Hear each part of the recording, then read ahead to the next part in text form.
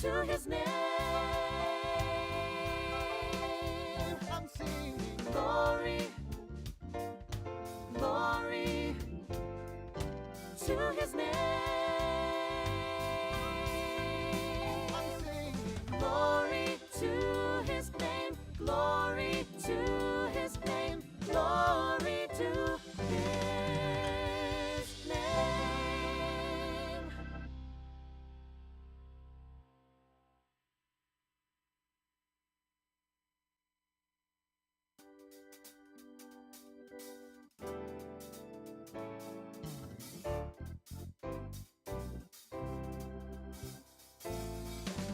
Down at the cross where my Savior died, down where for cleansing from sin I cried, there to my heart was the blood applied. Glory to his name, glory to his name. I am so wondrously saved from sin. Jesus so sweetly abides within. There at the cross where he took me in. Glory to his name. Glory to his name. I'm singing glory to his name. Glory to his name. Glory to his name. I'm singing glory to his name. Glory to his name. Glory to his name. I'm singing glory, glory to his name. I'm singing glory, glory to his name. I'm singing glory to his name, glory to his name, glory to his name.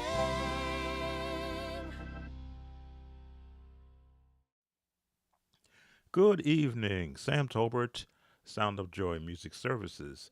And here we have a late edition of our live viewer chat.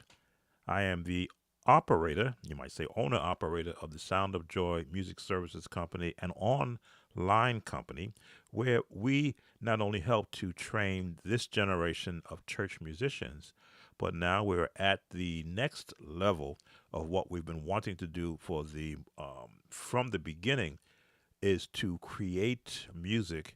Uh, Live singers would have been nice, but the AI singers are doing a tremendous job. And I may let you hear some of the work that has already been completed. I believe I'm up to between, I'll say, 25 to maybe even 30 AI songs completed.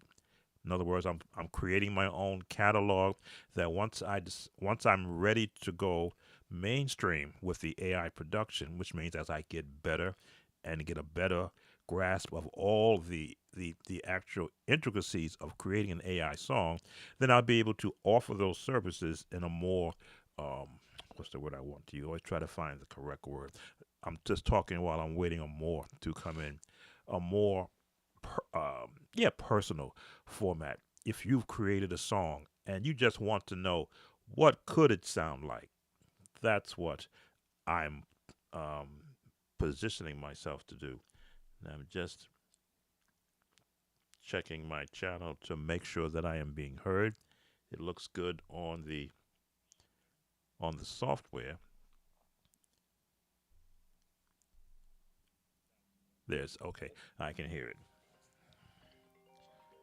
Of course, I'm getting a phone call. 1 second.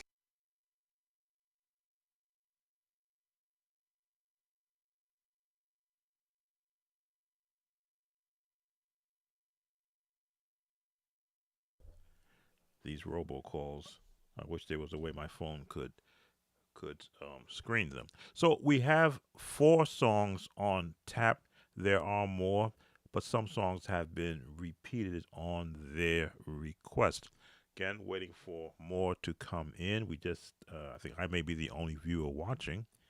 Again, I try to do this in the morning, but I've been preoccupied, you might say, with the AI software. I still have to get comfortable with the uh, acoustic guitar from Native Instruments.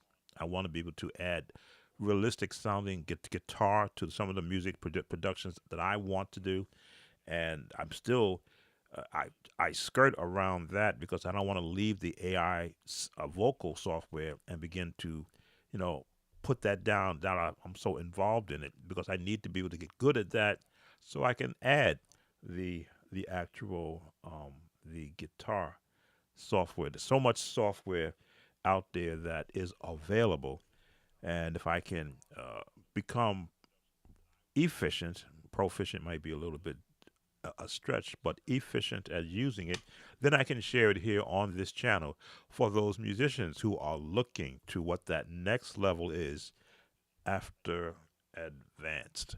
Okay, well, we're going to go right into it because we do have those who will see the live stream if they don't come to us live. So let's go to where our lessons are. All right, so these are the current lessons that are on tap.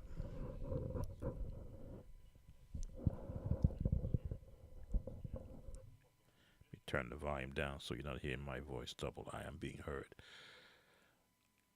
So we have "Old to Be Kept" by the Wheeler Baptist Church in E flat.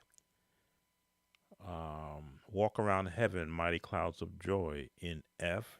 Okay, I think that special keys are being requested. "Can you do some praise breaks with runs in the key of D?" That's an interesting request.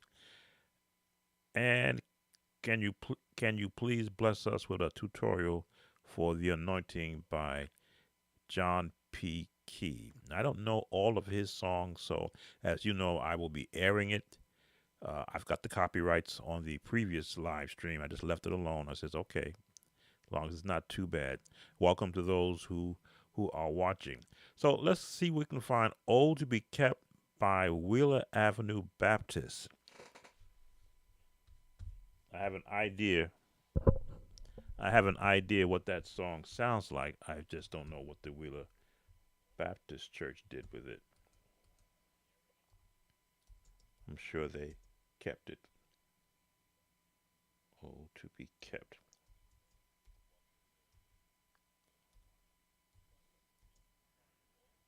Okay, there it is, Wheeler Avenue.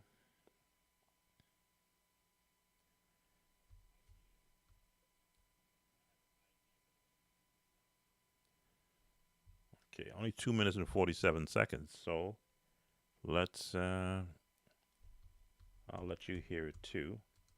Again, I got my channel slapped, but it wasn't bad. So let's send the sound through the headphones so I can hear what we're going to be listening to. In fact, give me a second.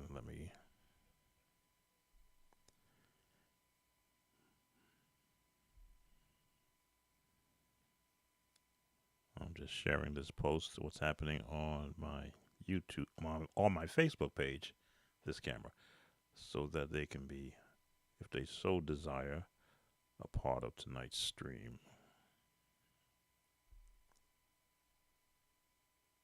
All right, let's see what we sound like.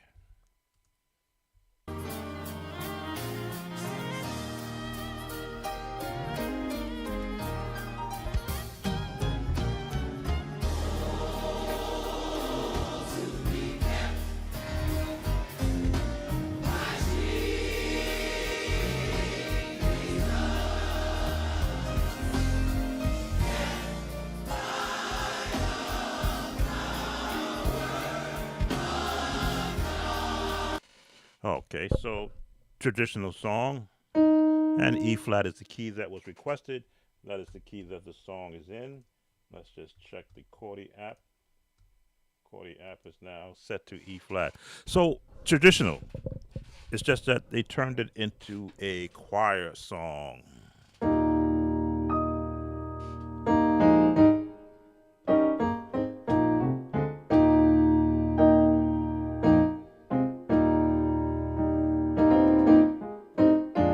And there's a change in the chord.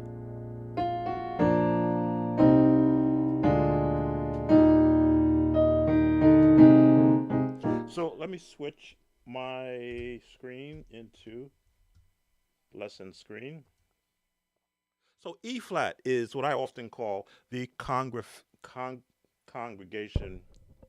friendly key.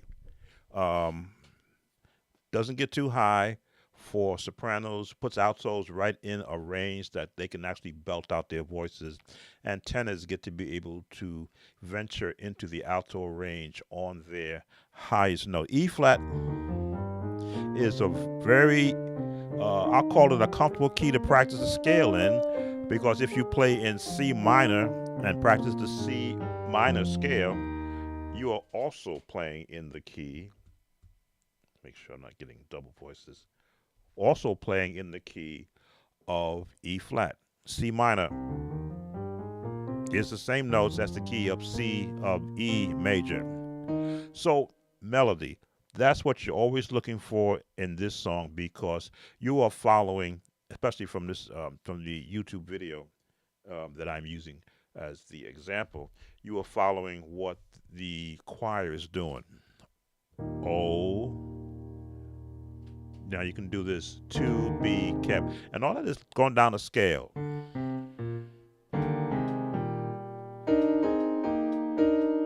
See how these notes,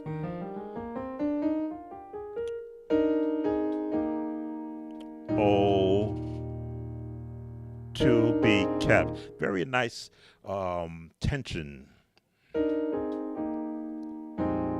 by Jesus. This is a passing tone in the two.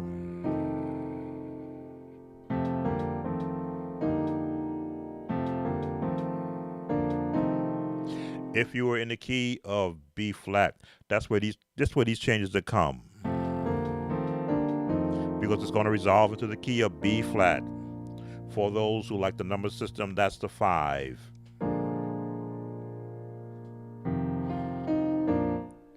Power divine. Now you can go here.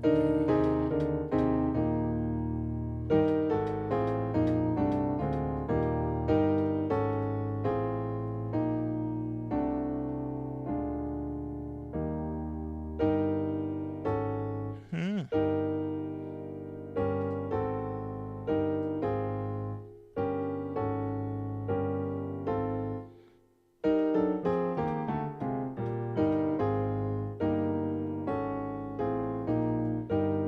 Hmm. Trying to find the other change.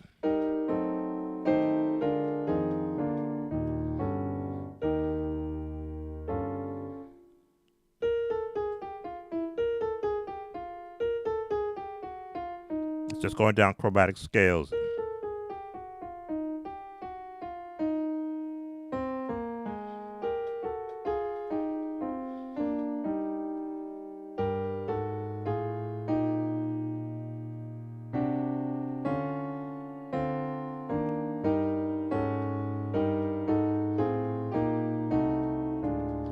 Passing tones is what makes the gospel songs have that gospel flavor to them. And you're using jazz movement. You could simply go or oh, to be kept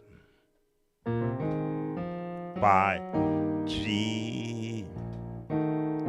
Thus, passing tones, kept.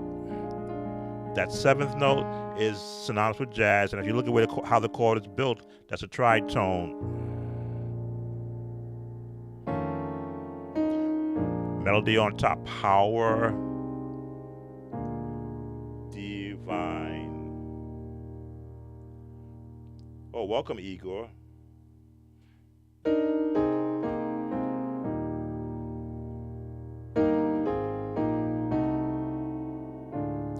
Kept.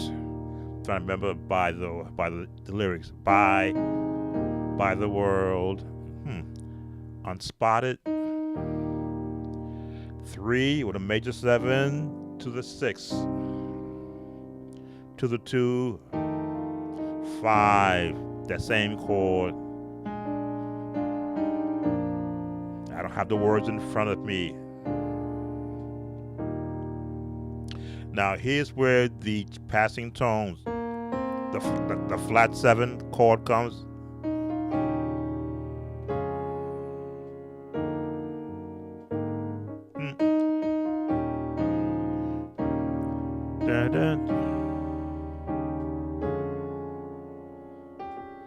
What am I doing wrong?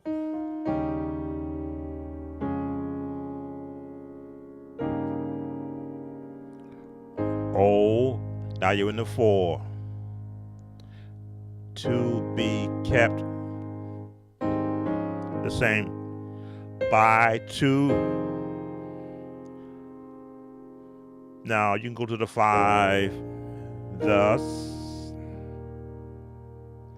The 2 with a flat 7th on the B flat. Because Lord, at thy feet, at thy feet, at thy feet. Then walk up. It's been a long time since I had to do this song. Passing tones, which is the 2. And then walking up 6, 7. I would be nothing. Now, if you're a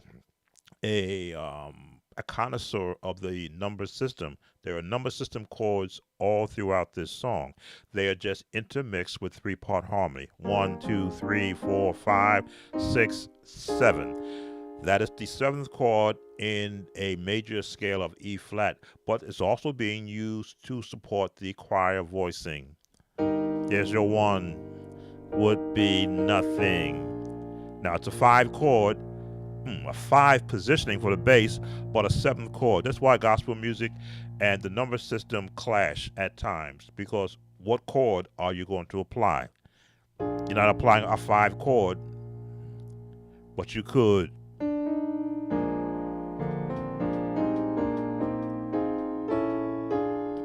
Because it's part of the same family of chords.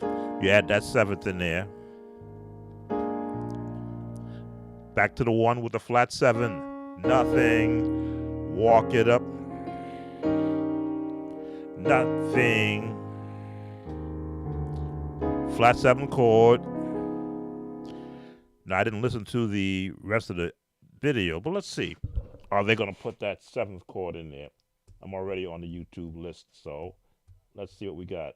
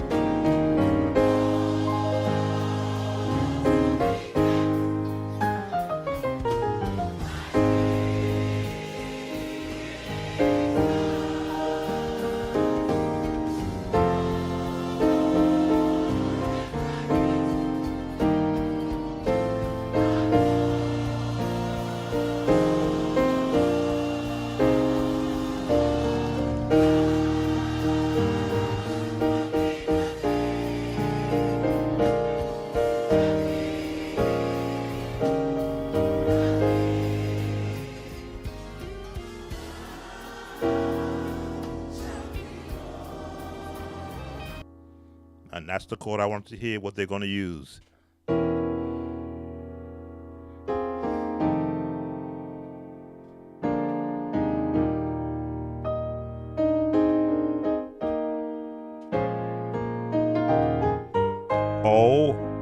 Now you're in the 4, which is A flat. So now you think A flat.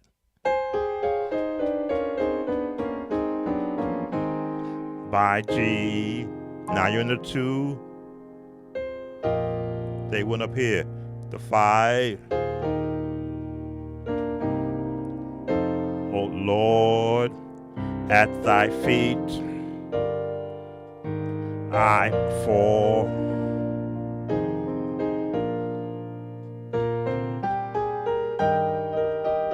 Now again, they took the alto-sopranos up there and the alto tenors up here.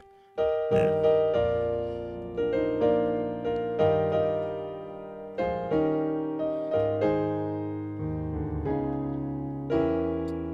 The diminished chord.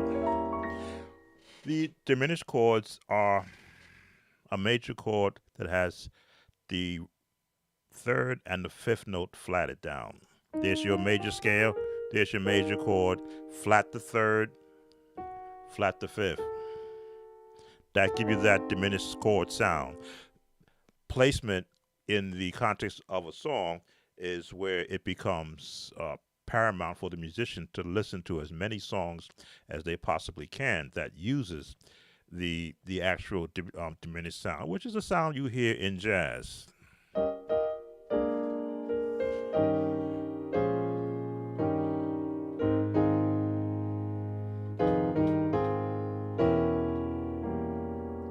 Now, what I also keep you aware of, that all these chords are found within a half note sharp or a half note flat of the scale you're in. So if you look at this chord, look at your scale. There's your 1 half note. There's your 3, 4, 5, good. 6, 7. There's another flat note.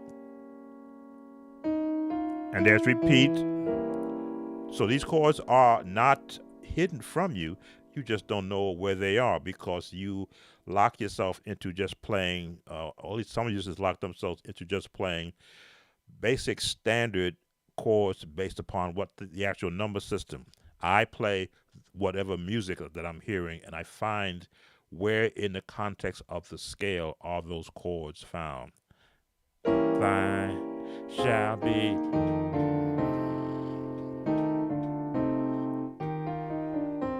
right down the scale, and this note is in the scale also. This note is in the scale. 1, 2, 3, 4, 5. No, it's like half a note back in the scales.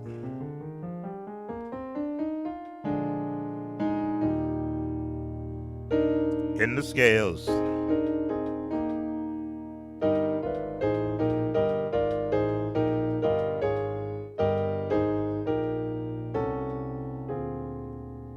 So I think that is the entire song. Yes, it's only 2 minutes and 40 seconds, 2 minutes and 47 seconds, but that is the breakdown for this song. You look for where the melody is going, then you look to apply the chords that you would find 1, 2, 3, 4, 5, 6, 7, and 1 again. Where are those tones found in respect of the melody, and then you hear what are the musicians doing in a song that you want to sound similar. I mean, I like sounding like I was on the recording.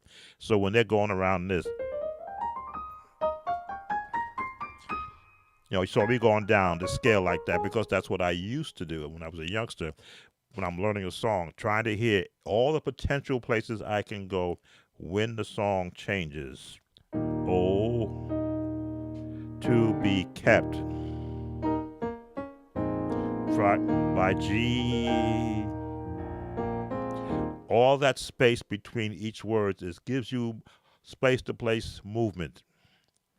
Kept by his power divine.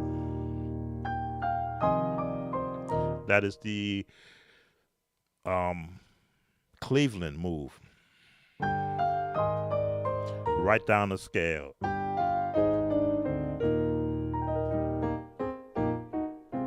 And lead right into the next verse. By his power. On dawned now the 7th on the 3 to the 6th.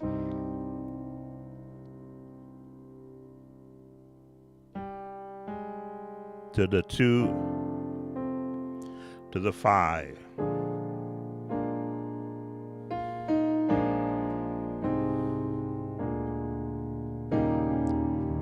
Very important because this is your lead. If you are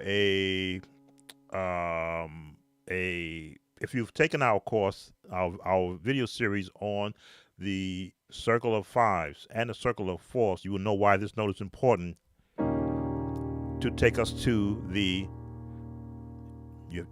whichever way you want to look at it. It's going to go from 1, 2, 3, 4 or 1, 5 because that chord is a leading chord.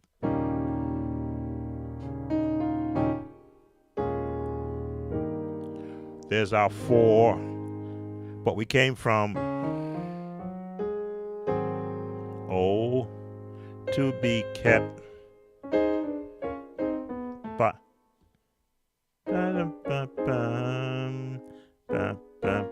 by G.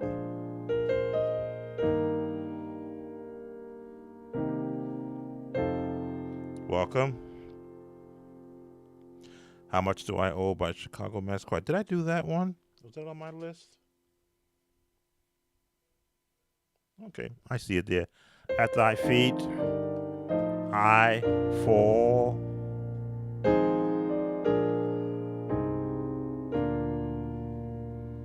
You know what I didn't check? Verify that this music's getting out. It is. I. Nothing.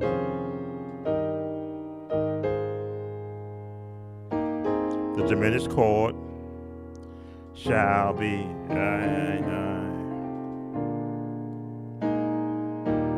All right. All right. So that is the first song on our list, Old to Be Kept, and the requester asked for it twice in the past week. So that one is covered. Let's look at How Much Do I Owe by Chicago Mass Choir. I'm a very big fan of the Chicago Mass Choir music. They've got that let me just change my view. Chicago Mass Choir has that big band sound that is synonymous with what I've learned in my past as a musician in a high school jazz band.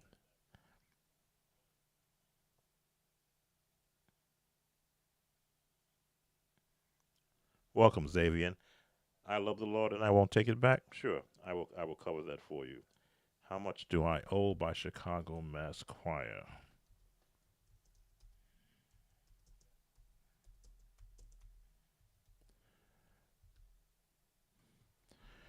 Chicago Mass or Georgia Mass? I see a Georgia Mass one. Let's type in Chicago.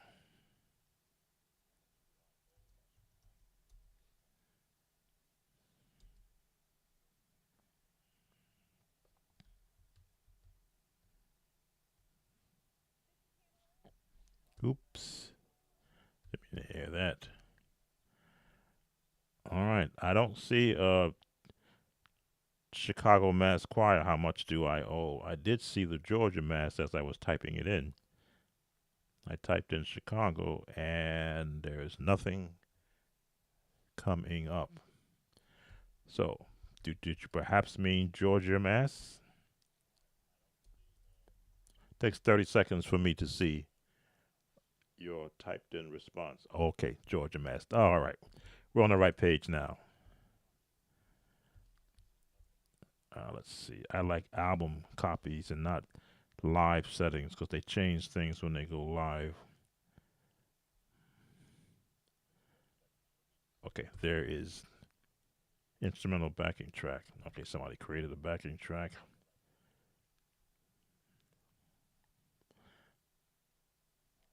I guess I'm going to have to go to the live setting. Here's one from 10 years ago, Malaco Records. Will they come after me if they hear it? They probably will. Okay, let me just change my settings so that they don't come after me. I've had, well, I don't want to call the name of the song, but I had a lawyer wanted to terminate my channel because I played a song that they were representing back in 2008. Not only did they delete the songs from my YouTube channel, they were asking to have my channel canceled. Yeah. So I'm very conscious about songs I see where they have an actual music company attached to it. Let me reroute the sound so that it's not heard, and I can mute my microphone so that it's not picked up from there. Okay, be right back.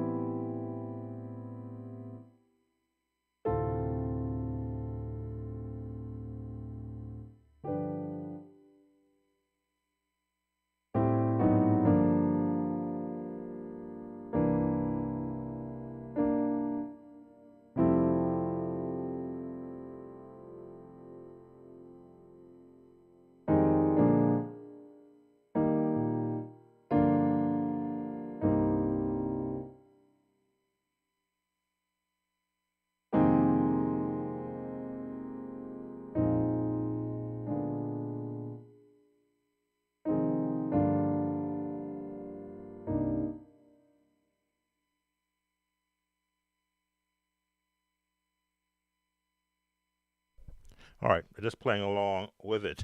I never learned this song, but the minute I began to hear the chords, I began to hear the similarities that Georgia Mass Choir had or shared with the Chicago Mass Choir when they were coming out with their songs together. How much do I owe? Those are that opening chords.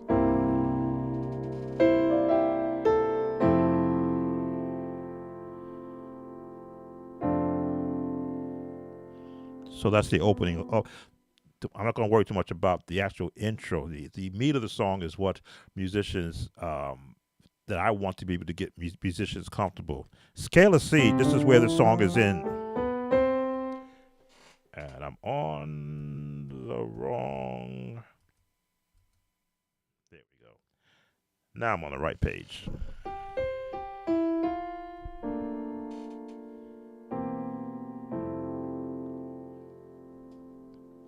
So let me go back to the song. I'm going to mute a second so I can catch those chords after that one. Mute.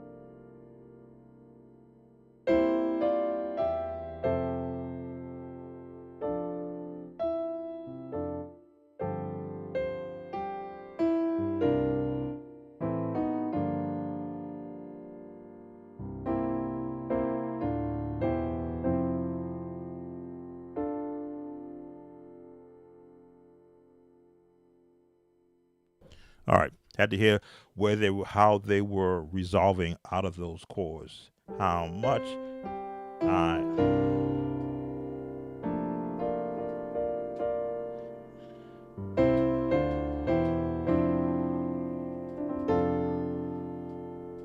And the resolved there. So for those who do count the number system, um,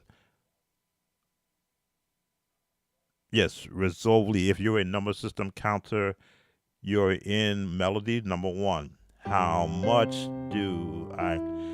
Flat 7 over a 1, which is a B flat. 1, 2, 3, 4, 5, 6, major 7, flat 7. And they resolve back to the 1. 1, 2, 3, 4 with a 2 chord, which is why I say gospel music and the number system sometimes go hand in hand until the writer starts to break from the norm. So the number system gets you in, but not gets you to the right seat. You're in the ballpark of the song, but not the seat, not the aisle or the seat, because gospel music will bounce you around it, which is a good thing because you don't want to be stagnant.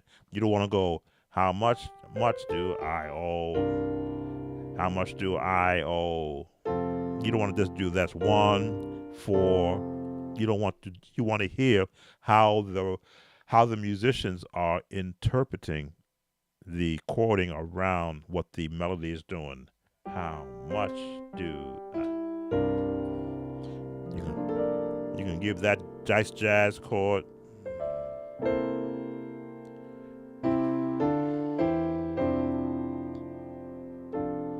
and it's gonna go right to the 5.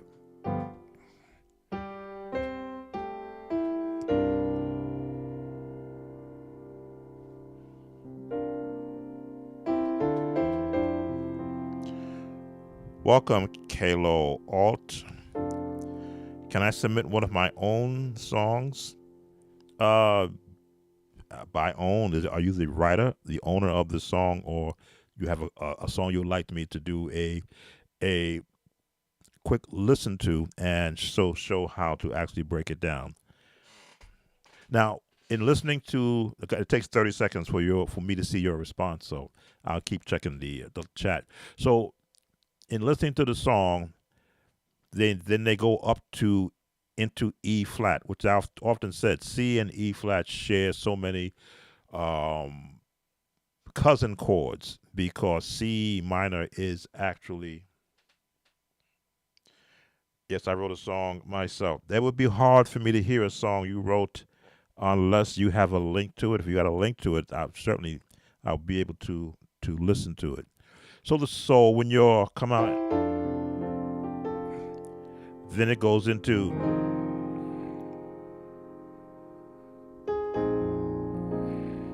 the 2-5-1 in E flat, and that's where gospel music breaks rules. You would think you're going to stay in C. So let me hear the rest of that change, and I'll be right back. Going on mute.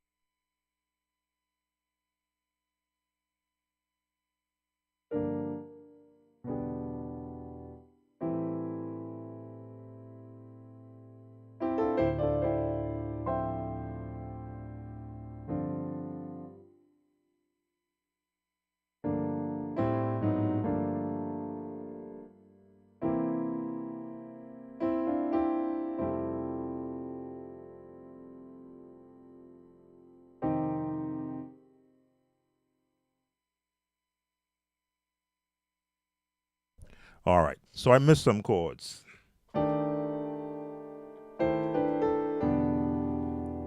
This is the lead part.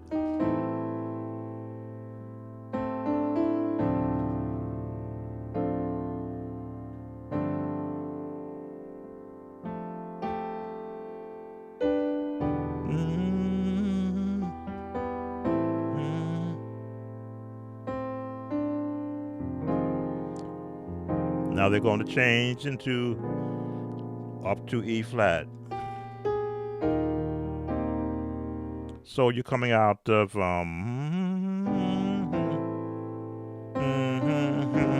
and that's all it is. Major scale, minor scale, which means you can now go into E flat 1, 2, 3, 4, 5, 6, 7, E flat. And for those who like to count them, 1, the 2, 1, 2, 5, and the 1 in E flat. Now that's where I actually stopped with the song.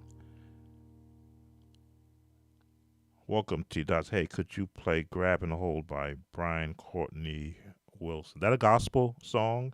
Grab and Hold? I kind of have a preference, unless, of course, the chords are what they call similar. It's okay. Could you play Panoramic Island Resort by, it's on YouTube, and it's a palm tree for the cover. Uh, Panoramic Island Resort. Is that a gospel song? Again, this channel is to help church musicians get more acclimated to learning songs that they have never learned before to support their church. So I kind of do draw a line on what we call secular music, but because the music now changes, there's no more lines on the actual chords. The same chords are applicable to depend upon who wrote the song. Oh, yes, it is a gospel song. Great. We can look at that. So let me now get back into where we were for Rev from the Georgia Mass, so I can get those changes, because it's an 11-minute song. I'm not going to go through all 11 minutes of the chord. This is a live view request. Going on mute so I can hear what else comes back. I'll be right.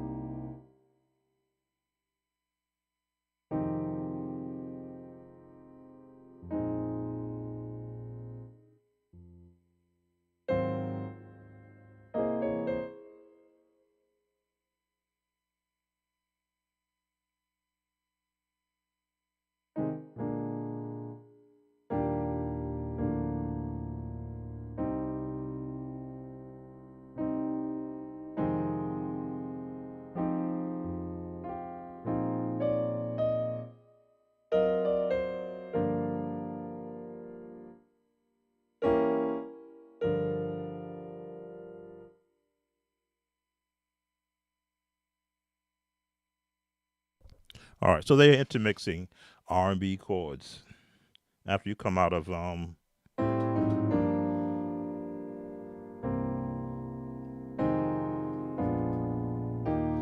down the scale, and the 6, the 2. Now this change, which is a contemporary chord,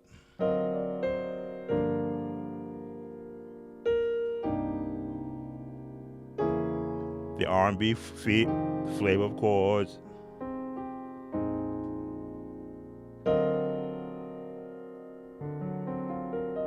How can you hear this chord if you don't practice chromatic scales? Because this is not necessarily in any scale that I would look for. There's my tritone here, but this note, the lowest note, is giving us that turn.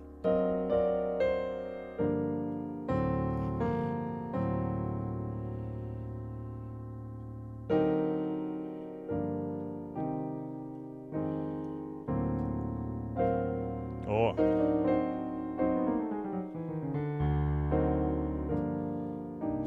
that's why it's so important to listen to every song, not just for that it sounds good from a musician standpoint, but what are they putting in that song to make it sound good? Oh, no problem. Welcome, Kevin. What's good, bro? Any chance you know Robert Glasper does on his Stella Starlight? No, I'm not aware of Robert Gasper, excuse me. Yeah, Glasper, or his song. For my entire musical career, I shunned away from listening to anything that wasn't gospel music because my choir director or choir directors showered me with so many cassette tapes of songs they wanted me to learn. I had no time to even know who was doing anything outside of gospel music. And because I put so much emphasis in sounding like I was on the album, between working, taking care of a family, eating, and going to sleep, all I had left was learning several songs at the same time to be prepared to be able to teach the help in teaching of the voices, as well as learning how to do the intro, all the movement, the beginning of the song, and if necessary, change the key on the fly. So you may call out particular artist names that are maybe not that are familiar to you. I've never heard of them, but thanks God to YouTube, I can now go and look at what I missed in my age as a youngster supporting church ministry, which is why I'm so adamant in making sure that musicians get an idea of what these notes are right here. Because this is the only thing that helped me to be able to listen to any music. So when I listen to someone else's music, I go, oh, that's all they're doing. They're using this chord in that fashion. How much do I owe? I'm still in the chord changes. Let me go listen to some more. Leave your comments. I see them. I got two screens watching the comments. Going on mute while I hear some more chords on this song, and then we'll go on to the next on my list, and then I'll be able to look at some of the other songs that you are talking through. Oh, okay.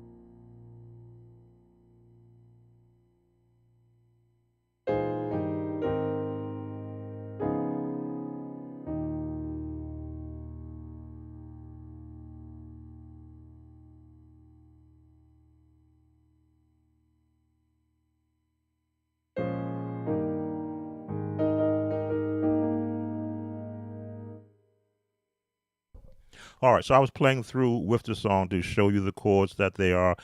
It's 11 minutes. It's an 11-minute live video, which is why I don't like the live videos. Most of your albums have a timer on them, 4.5 minutes, maybe the length of course it's the major song. So they're just running those chords. But as you can see, it started down in C.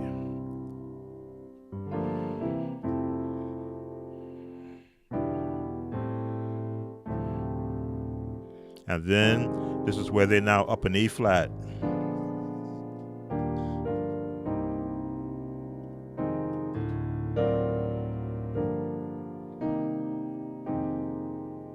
And then the traditional gospel walk up.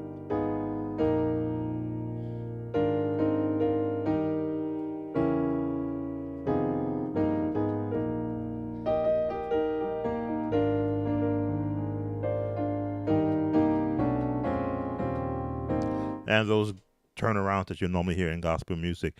Once you get into the patterns, and I've shown you the chords in those patterns, you'll have no problem with it. Look at the questions. Let's see, which ones did I miss? Make sure. I covered that one. Oh, I love the Lord and I won't take it back. I'll get that when I look at the next one on my list, so I don't leave those songs out. We got that. Got that. Any chance okay, covered that. I wasn't sure if it was gospel. Thank you. His trio plays traditional secular now, but they're big real time on gospel too. Oh, that's great. And what is the best way to advise to learn to play hymns in a gospel-y way? It depends upon the hymn. Hymns are, and I'm just going from firsthand experience. I've played behind professional musicians who played the hymn the way it sounded in the hymnal, 4-part harmony, but no sauce behind it. So when I got my opportunity to play that same hymn, I had the sauce of big band in my background, but I can read the hymnal just to see the lyric and the melody path, but then I would add changes to it. So it all depends upon what the hymn is. Now there are hymn standards. You don't want to be doing "I Surrender All," and if like you're in a swinging down the hall, all to Jesus I surrender all. Do I surrender. No, you don't want to be doing "I surrender all" because that song is designed to set a mood for what's happening in that part of the service. But if you're going to take the song "Pass Me Not, O Gentle Savior," you can go many ways with that. Pass me not, O gentle, traditional, hear my humble. That'll be a more of a traditional way. Or you can go, that's your gospel lead. Hear my humble, diminish, seventh, while another how.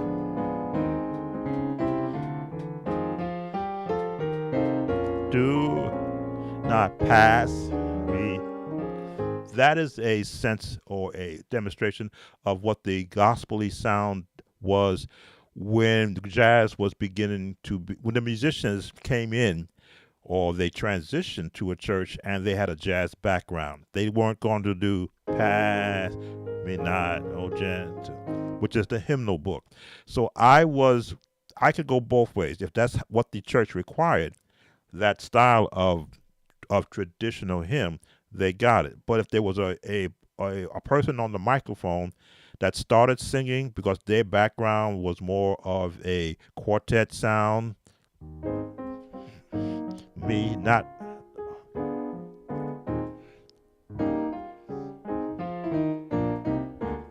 then I could feel where they were going with it, and I followed along. Not too much, just to.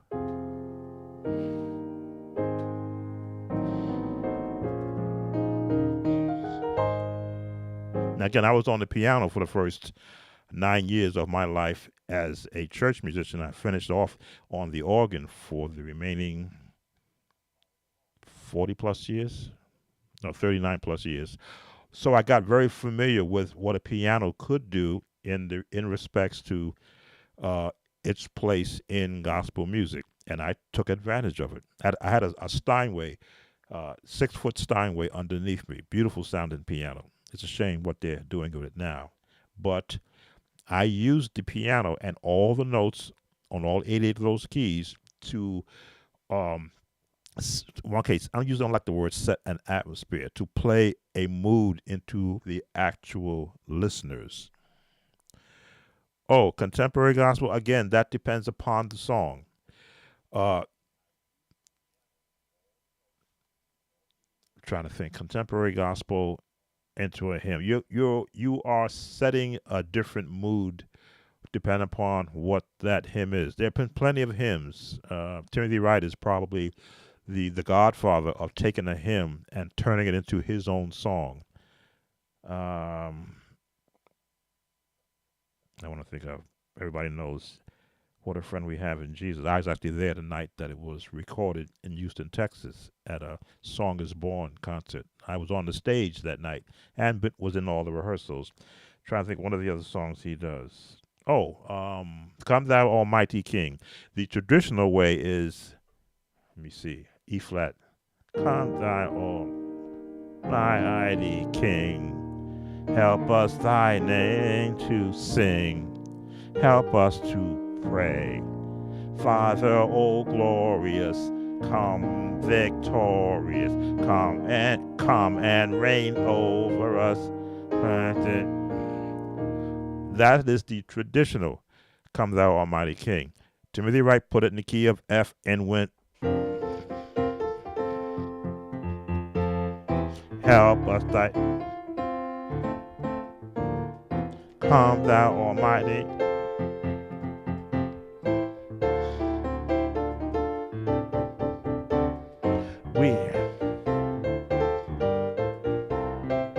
We come to praise.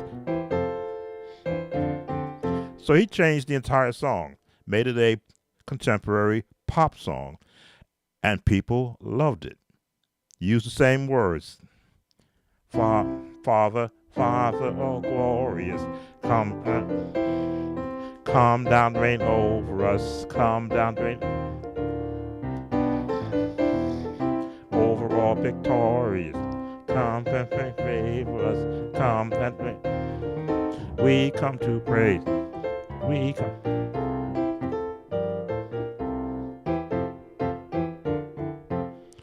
Forgot my.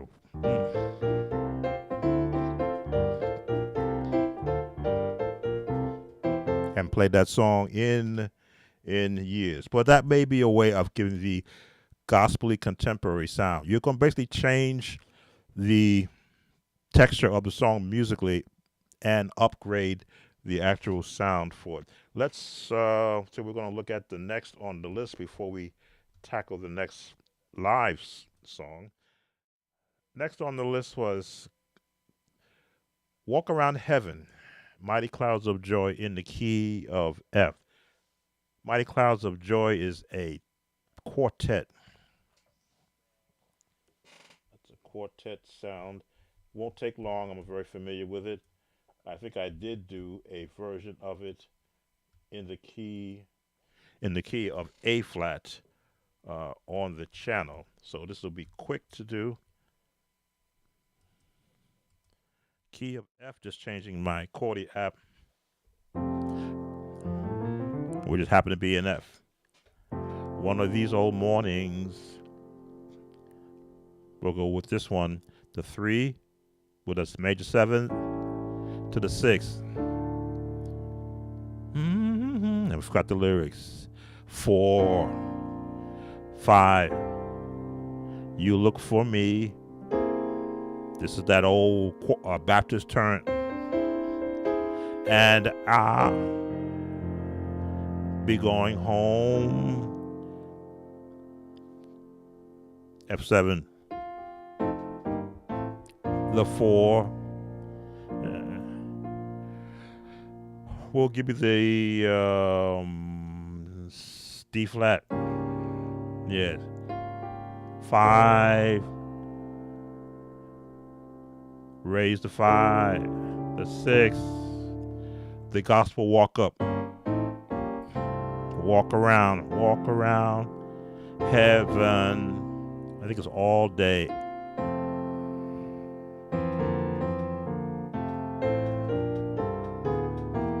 And there's that change which signifies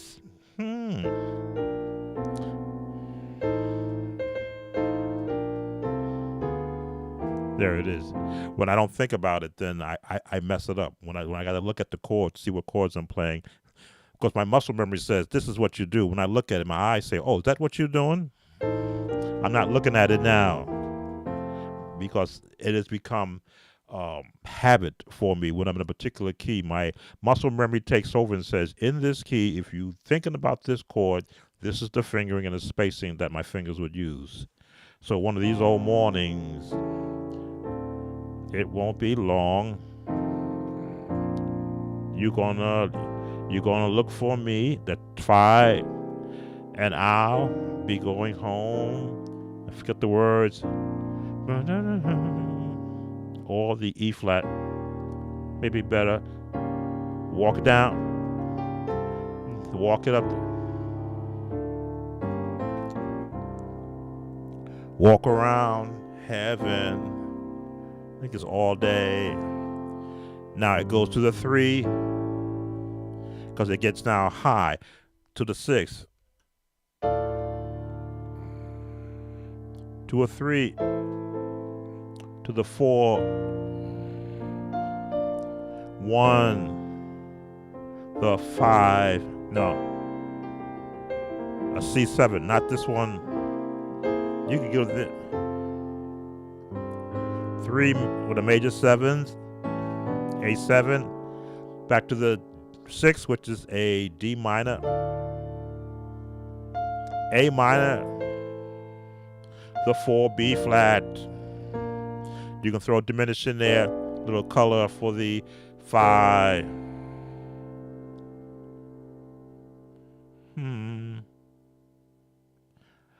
A 2 with a G7.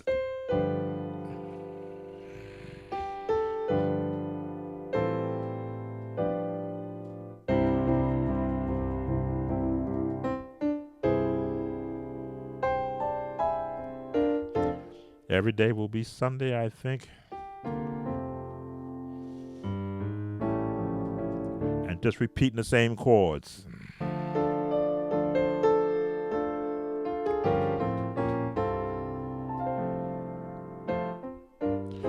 You got to get that pattern.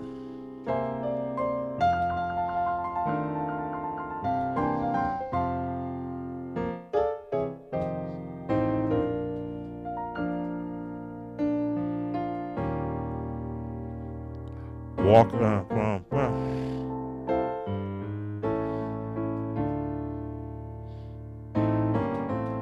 walk around. Walk around heaven. Walk around heaven.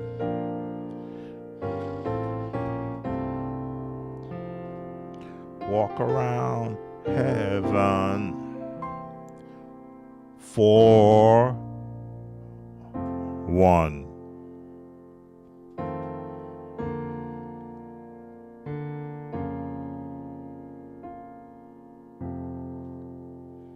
All right, that should cover the request for Walk Around Heaven.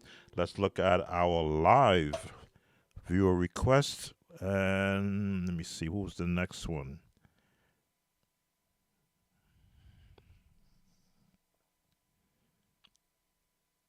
Oh, I love the Lord, and I won't take it back in the key of D flat or A flat.